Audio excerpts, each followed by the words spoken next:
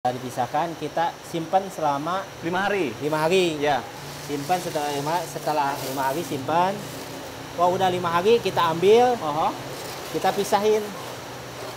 Cara misahinnya bisa pakai air atau kalau kering bisa diayak langsung. Oke. Diayak langsung. Kita ayak. Pisah ini hasilnya ke bawah. Ya. Hasilnya ke bawah, telurnya di atas. Sekarang kalau mau berhikmat, kadang-kadang saya sendiri ya berhikmat. Ketika berhikmat, saya suka memikirkan, nih ongkosnya dari mana, biayanya dari mana. Saya pingin coba keluarga berhikmat. Ini uang mah ada untuk biaya itu, gitu Kang.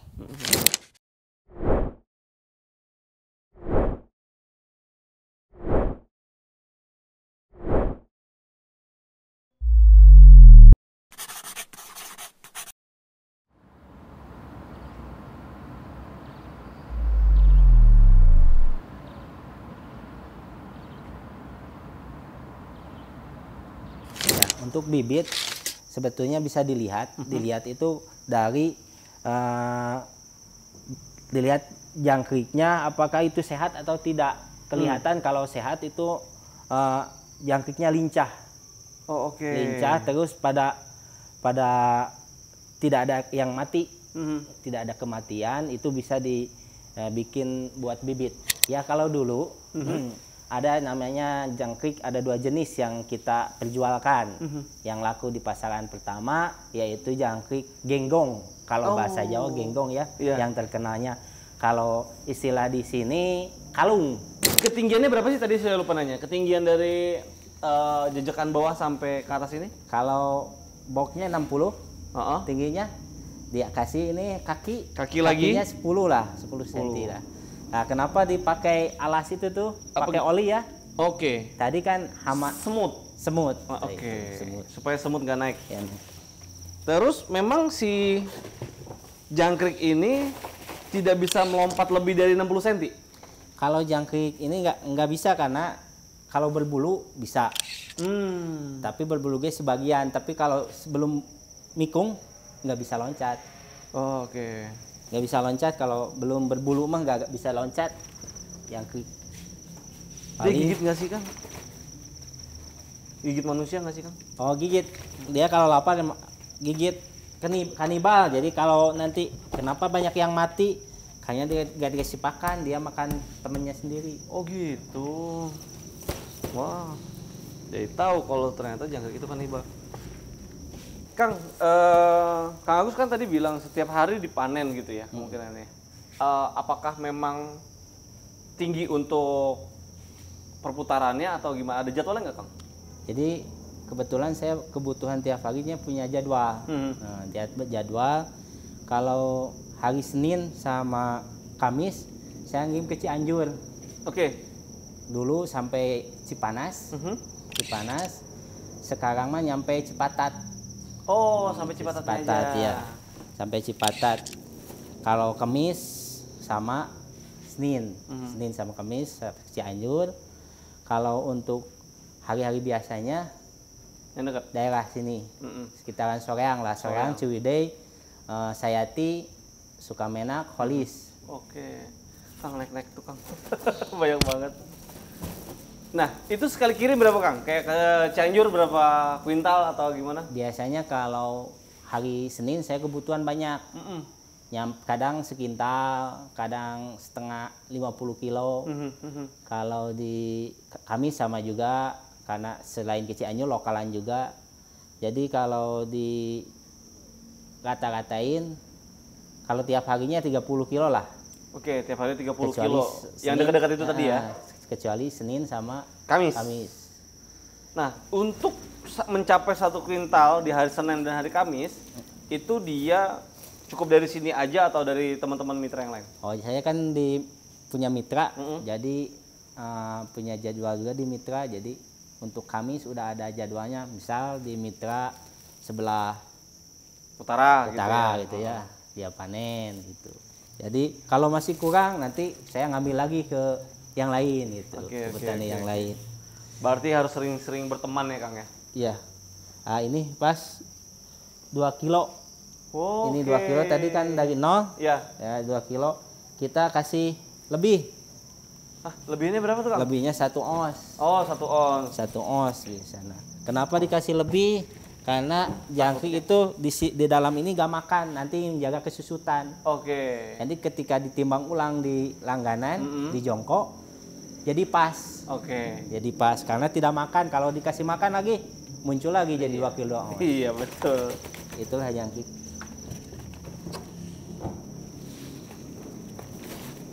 Karena ada penyusutan kemungkinan mati ya Kang ya. Kalau mati diganti. Oh. Kalau di langganan mati berapa ons kita ganti. Kalau ini mah menjaga kesusutan. Oh, oke. Itu sudah jadi dan ini dilakukan caranya sama gitu ya Kang? Ya sama. Oke. Oke, ini udah semuanya berarti siap untuk dikirim. Ya. Nah, Kang, ini bentuknya beda nih Kang. Ini agak lebih kecil dan dia ada rongga udaranya. Ini tempat apa Kang? Ini untuk bibit. Bibit peneluran. Jadi ini jangkrik bertelur. Oh, beda sama ini? Beda. Ini kan pembesaran. Ini siap panen. Tadi dipanen. Kalau ini bibit untuk peteluran. Oke, ini yang Kang bilang dia bisa lompat lebih tinggi ya karena kakinya udah bulu, belum? Kalau biasanya kalau jangkrik hasil ternak, walaupun berbulu tidak loncat. Tidak loncat. Oke, loncat. berarti aman. Saya bisa Aman. deketin. Aman. Oke, bisa lihat Kang. Ya inilah ininya. Wih, dia bersuara ya. Kok di situ kok nggak ada suaranya Kang? Karena tidak berbulu. Oke. Kalau berbulu ada suaranya, ada jantan sama betina. Oh, oke, dia dicampur di sini. Kalau yang tadi dipanen nggak kelihatan mana betina mana jantan, nggak ada. Oke. Karena belum. Ini ada menarik. Di sini kan dia ngelubungin apa nih Kang? Pur ya? Itu Atau pur apa? ya, pur. Ini mereka lagi makan nih Kang ya? Lagi berarti, Kang, makan ya? itu. Oke. Telurnya mana nih Kang? Kalau boleh tahu Kang? Nah ini kan ini proses petelurannya. Ini proses peteluran. Ini kan medianya pasir. Lembab. Ya? Sungai. Pasir sungai. Dan Bukan dia lembab ya? Beda kan ada pasir buat untuk bangunan. Ini pasir untuk bisa dipakai bangunan, tapi khusus untuk jangkrik yaitu pasir sungai. Pasir sungai sisi luar sungai atau dalamnya? Yang sisi yang lembut. Lembutnya ya? Ya, yang lembut. Yang dipakai yang lembut. Inilah di dalamnya ini udah. Ini kan pada kelihatan. Kelihatan pada ini lagi ini. Ini betelor lagi betelor. Oh, medianya di sini saya pecahin baru tadi. Ini lagi betelor, kita bisa diambil yang banyak ini nih. Kita ambil kalau pingin lihat apakah ini udah banyak atau belum. Iya, taunya dari mana Kang? Kalau biasanya kan ini udah 5 hari nih. Ini udah 5 hari, kelihatan kering. Kalau itu masih agak basah, Iya, masih lembab gitu ya? masih lembab. Kita lihat Ke dalamnya? Di dalam kita ambil banyaklah telur nih. Ini telurnya. Oh iya. Ini telurnya. Oh, oke, Setelah diambil, kita ambil ya, kita ambil ya, langsung aja. Ini ke waktunya untuk diambil ini juga. Iya, Lagi ini ambil, kita ambil baskom. Oke. Baskom ini kita ambil. Sini Kang. Kita ambil baskom, ada 2. Kita ambil baskom. Ini lah. Sini ya. Oke, di bawah ya. Ya di bawah. Kita bersihin. Bersih. Ini kotorannya pasti kotoran di atas. Oh, oke. Ini kan kalau bagian atas kotoran ya. Ini bersih ya. Ya. Kita masukin sini. Kelihatan nih telur-telurnya. Telur-telurnya pada di pinggir semuanya ya. Banyak nih, ini ada telur-telurnya di dalam pasir ini. Oh iya iya. Yang agak-agak panjang itu ya Kang? Ya iya. Agak-agak panjang. Oke. Nah, ini Oh, dia nempel di sisi sampai pinggir-pinggir. sisi ini kita ambil lagi. Oh, ini agak kering. Lagi kering udah siap ini. Kita ambil.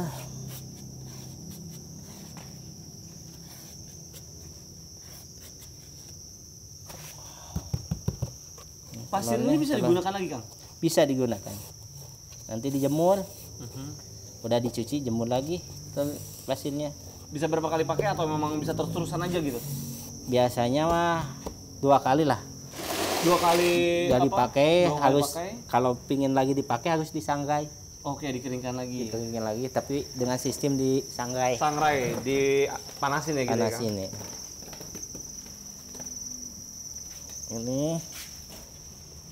Oke. Definisi kotoran itu emang kotoran dari si jangkrik itu Iya. ya, Kang? Kotoran jangkriknya masukin. Ini banyak sekali itu. Nih, Banyak banget. nih banyak. Oh, baru tahu saya itu telur jangkrik nih. Tuh. Udah nempel. Dari telur ini berapa lama untuk sampai netes, Kang? Tadi? Ya. Sesudah ini udah dipisah antara kotoran sama telur jangkrik medianya. Kita simpen selama 5 hari. Ya, setelah ini kan tadi setelah dimasukin, Ya, sudah dipisahkan, kita simpan selama 5 hari. 5 hari. Ya. Simpan setelah 5 hari simpan. Wah, udah 5 hari kita ambil, kita pisahin. Cara misahinnya bisa pakai air atau kalau kering bisa diayak langsung. Oke. Diayak langsung. Kita ayak. Pisah ini hasilnya ke bawah. Ya? Hasilnya ke bawah, telurnya di atas. Iya, betul. Telurnya di atas. Nah, ini. Telurnya di atas.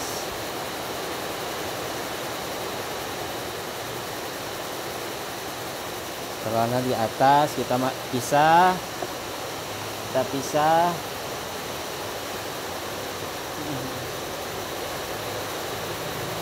Kita pisah.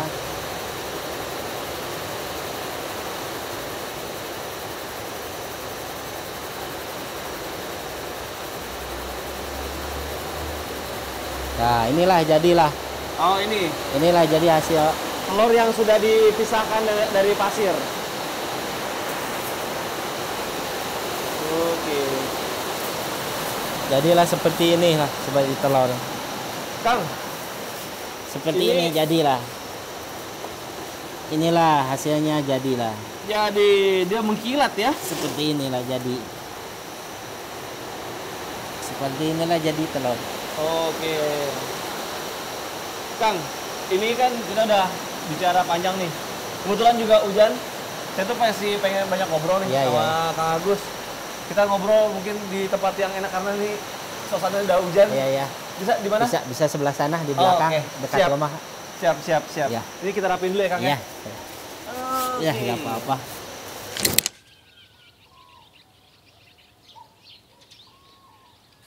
Ya, pemirsa MTA di rumah, kemarin kita sudah melakukan pemanenan jangkrik di tempat Kang Agus. Dan kebetulan juga udah terlalu sore dan melewati malam. Kita tunda dulu untuk ngobrol-ngobrolnya. Nah, sekarang kita nih udah ketemu Kang Agus di sebelah sana. Dia lagi ke sawah dan saya samperin aja deh sekalian untuk ngobrol-ngobrol kelanjutan ini. Kemarin saya masih banyak pertanyaan yang ingin saya tanyakan. Kang Agus, Oh, apa kabar? baik. Aduh, maaf nih kemarin udah terlalu sore jadinya. Kang, Iya. saya mau ngobrol nih Iya. terkait kemarin kita masih nanggung nih ngobrolnya. Iya. Ada beberapa pertanyaan lagi yang mungkin bisa menginspirasi pemirsa MTA di rumah. Pertama, sebenarnya dari kapan Kang Agus bikin peternakan jangkrik ini? Awalnya saya dulu kan pekerja lah. Mhm. Pekerja di salah satu perusahaan tekstil. Oke. Tekstil garment. Mhm. Waktu itu saya dari hati Mhm. sebetulnya nggak mau bekerja, maunya wira swasta. Mhm. Punya Karena usaha gitu punya ya? usaha lah, usaha sendiri, Mhm. agar bisa bantu saudara-saudara yang membuka lapangan kerja lah pada intinya itu. Terus selama berdoa waktu itu di tempat kerja selalu berdoa, dikasihlah jalan. Mhm. Dikasih jalan. Awalnya saya buka usaha itu rongsok Oh, nggak cocok, lalu konveksi maklun, konveksi. Heeh. Ini tidak cocok. jahit baju gitu-gitu ya? Ya, jahit baju, kawas waktu itu. Sudah itu ada yang ngenalin ternak jangkrik. Oke. Ya, di ternak jangkrik saya waktu itu tahun 2009. Oh, mulainya untuk jangkrik itu 2009. 2009 saya memulai dengan modal seadanya. Waktu Berapa tuh Kang kalau boleh tahu? modal awal itu saya 600.000 waktu itu. Oh, 600.000. Nah, itu pun pinjam dari istri mas kawin. Oh, pinjam dulu dari Ya, mas dari kawin. mas kawin. Waktu itu 600.000 itu cukup untuk 4 box. Untuk box kotak Ya, jangkrik box ya. yang untuk pemanenan atau dari mulai bibit? Apa semuanya ada? Oh, itu langsung saya dari pembesaran. Oh, pembesaran. Untuk pembesaran yaitu ukuran 1,20 m, panjangnya, lebarnya 60 cm persegi. Oh, oke. Cuma punya 4, dari sana saya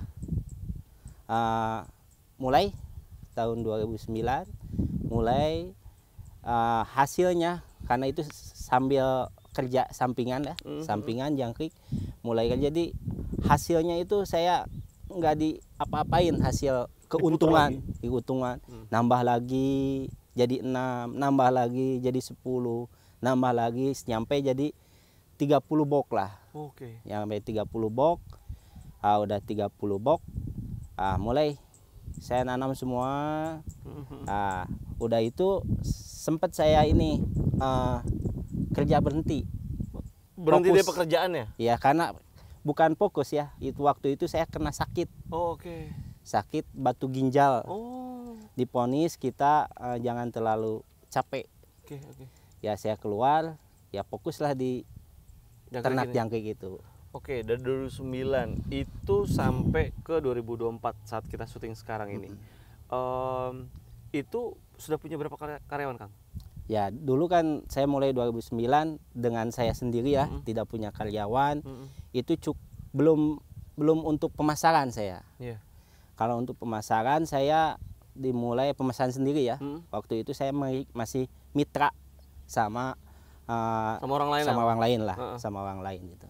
Di Pasar Burung, itu di Sukahaji kalau di Bandung ya. Nah, itu setelah 4 tahun kemudian mulailah saya memasarkan sendiri ke lokal ya, ke jongko-jongko langsung. Di sanalah mulai saya pemasaran, mulailah saya punya karyawan sampai saat ini. Kalau dihitung-hitung namanya bukan karyawan kalau di kita. Apa tuh? Mitra lah. Mitra. Ya, mitra, bukan karyawan. Kalau karyawan paling yang menyiapkan barang-barang itu karyawan, paling karyawan cuma ada 6 orang ya.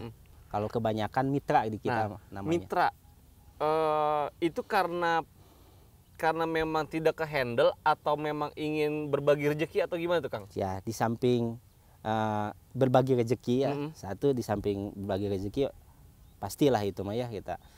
Keduanya tidak ke handle.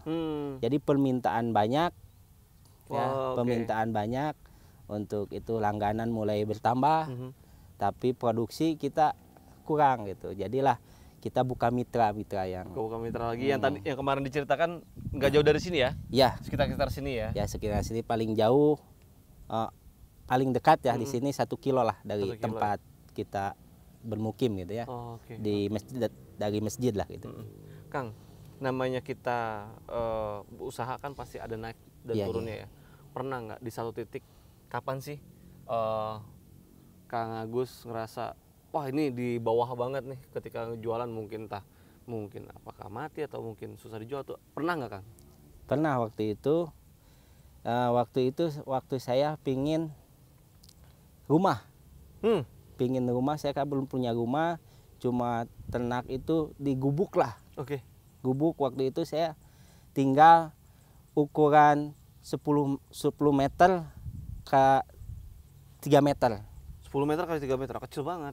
Kecil banget, makan di sana, tidur di sana, kandang jangkrik di sana. Kandang jangkrik juga satu atap? Satu atap, sama istri, sama anak 1. Oh gitu. Ya, itu saya terus minta berdoa, ya Allah saya pingin gubuk lah, pingin rumah gitu ya, pingin rumah. di Kabul lah. Waktu itu saya bikin rumah, beli tanah dari hasil jangkrik ya. Waktu itu 5 tumbak lah kalau nggak salah ya, saya masih ingat lah 5 tumbak luasnya, 5 tumbak. Punya uang cuma dapat pegang uang tuh cuma 5 juta. Oke. Menurut semua sama tukang itu nggak akan cukup.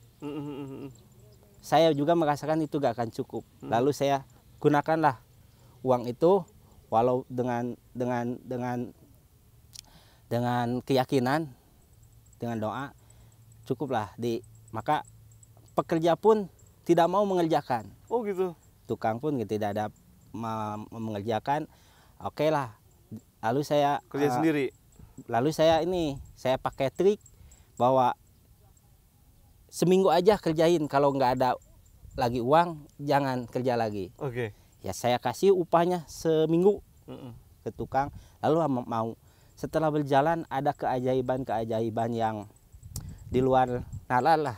Kalau saya pun curhat sama rekan jangkrik, saya pasti disangkanya bohong, Kang. Oh, oke. Kenapa bohong?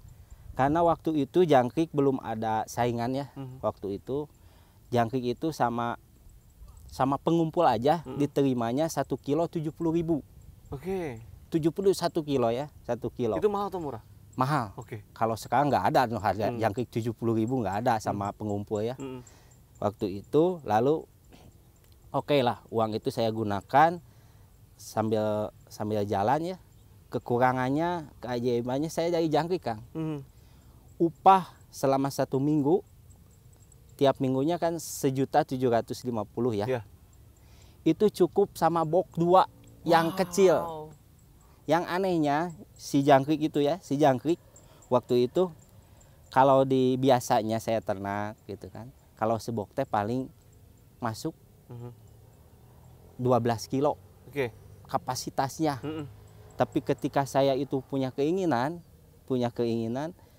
si bok itu saya panen separuh, dapat 6 kilo ya, otomatis itu sisanya 6 kilo lah. Iya. Ini malah bukan, kayak nambah lagi. Jadi 1 kilo, jadi 1 box berapa? Jadi 1 box dapat 20 kilo, Kang. Masya Allah.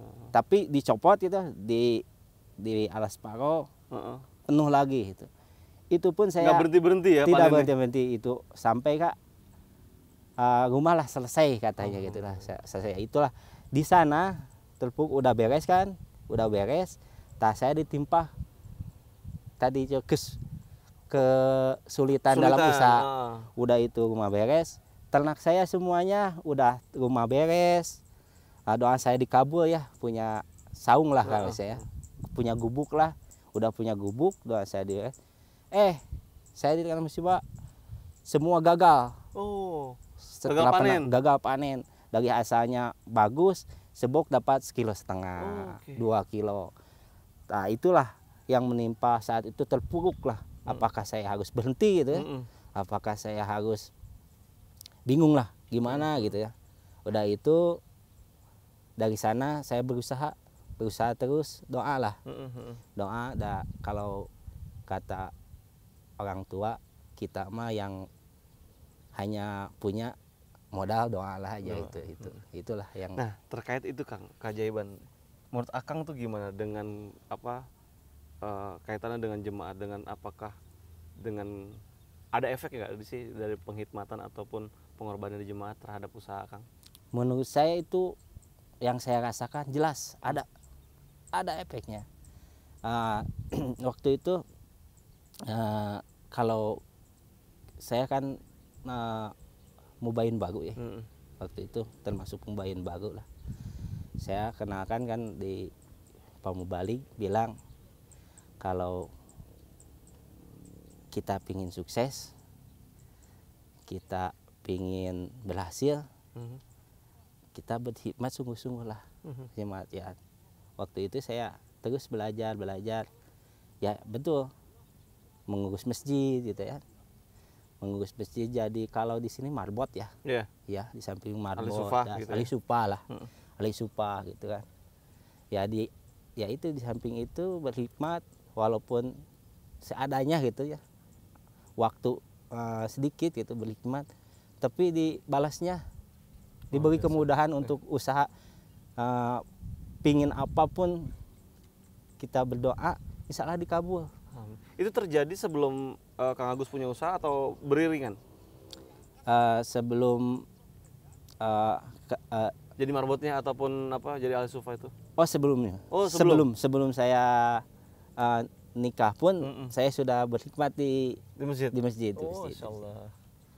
Oke, terkait tadi kan tentang penghikmatan, tapi ada nggak Kang efek dari kita membayar candahnya? Ya, dulu saya suka dikasih LAPP ya, pengisian itu termasuk canda. Jadi yang saya rasakan, kalau penghasilan kita pingin besar, saya coba, ya saya candahnya di luar penghasilan kita. Iya, kebiasaan kita. Kebiasaan kita kan kalau canda waktu itu 1/16. 1/16 ya, 1/16. Atau 100/10 dari wasiat. Saya tingkatkan, Kang. Saya coba, saya pingin ini jadi lebih, biasanya 500.000 nih. Saya tingkatkan penghasilan saya 500.000 lah canda buat canda sebulan. Saya tingkatkan jadi 700.000. Bulan depannya penghasilan saya nambah dengan sendirinya. Jadi ngikuti apa yang dicandakan tadi. Saya percaya nggak percaya, saya yang alami sendiri itu. Itu terjadi. Itu pun saya lihat banyak yang bicara seperti itu, saya belum mengaminkan itu. Tapi ketika saya coba, merasakan sendiri itu. Masya Allah. Oke, berarti emang berefek sekali dengan kita membayar canda terhadap usaha apa yang kita lakukan gitu ya Kang? Iya. Tapi Kang, untuk usaha ini ada orang yang Akang ini nggak sih panuti, wah saya itu terinspirasi dari dia dan kenapa saya juga pengen usaha jangkrik dari beliau, ada nggak sih Kang? Ya pertama satu, orang tua ya. Saya kan tinggal ibu ya. Ibu kan pedagang juga. Pertama orang tua sama mertua. Oh, oke. Pertama. Mertua di sini juga tuh? Ya mertua di sini juga. Mereka yang mendukung apapun keputusan saya gitu ya. Yang mendukung. Kedua istri. Oke. Istri yang selalu mendukung, menyupport. Walaupun hasilnya seberapa, walaupun tidak ada hasilnya usaha, istri saya tetap senyum. Tidak ada aroma-aroma kemarahan lah gitu ya. Itu kalau saya rasakan itulah, istri sama orang tua sama istri lah. Nah, Akang kan udah bisa dikatakan sudah berjalan dengan baik nih. Tapi ada nggak mimpi-mimpi Kang Agus yang belum tercapai? Ya kalau ada sih Kang. Apa tuh Kang? Pertama kalau di keluarga ya, dari segi keluarga saya pertama saya ingin belum membahagiakan orang tua. Kedua ibu lah ya, sama mertua sama ibu sendiri ya. Keduanya istri sama anak, belum saya bahagiakan. Dalam kategori apa tuh Kang? Kategori semua bidang. Misalkan sekarang kalau mau berhikmat, kadang-kadang saya sendiri ya berhikmat. Ketika berhikmat saya suka memikirkan nih ongkosnya dari mana, biayanya dari mana. Saya pingin coba keluarga berhikmat. Ini uang mah ada untuk biaya itu. Gitu Kang. Maaf ya Kang. Itulah yang saya ingin itu. Di antara ingin membahagiakan keluarga itu. Jadi kalau ada penghikmatan lah di antara di jemaat, kita pengennya ayo jangan mikirkan biaya. Biaya ini ada. Berhikmat aja. Jangan pikirkan biaya lah gitu. Jangan gitu. Kadang-kadang kan kalau kita pingin lah ada berhikmat kemana gitu ya, butuh biaya. Kadang-kadang kita terkendala sama biaya, minta ke cabang kita malu. Ya kadang-kadang malu lah, semua orang pastilah. Terasa lah sama saya juga. Dulu kan saya sebatang kara lah sama ibu. Jadi kalau pingin waktu hudam masa-masa 30-35 gitu ya. Masa-masa gitu kan ada berhikmat kita. Pingin si hati mah. Tapi malu mau sebutkan pingin teh enggak ah. Kita sibuk pada pingin, hati nurani pingin, cuma biaya. Ingat sekarang juga sama, kalau kita ada penghikmatan kita usaha. Kalau kita ninggalkan usaha, yang lain nggak makan, kadang-kadang gitu ya. Kalau kita ke sana pergi kita ada makan. Tak, keinginan saya itu. Jadi ketika Kalau mau Kang berkhidmat, Agus berkhidmat di rumah nggak pusing gitu iya, ya? full aja berkhidmat, fokus gitu ya. Fokus Gitu. aja. Yakini kalau misalnya Allah akan menutupi semua atau Iya, mencukupi itu semua. iya gitu ya, itu, Kang? itulah Masya Allah. yang saya secara keluarga. Kalau secara kejemaatan, saya kejemaatan di cabang Soreang kan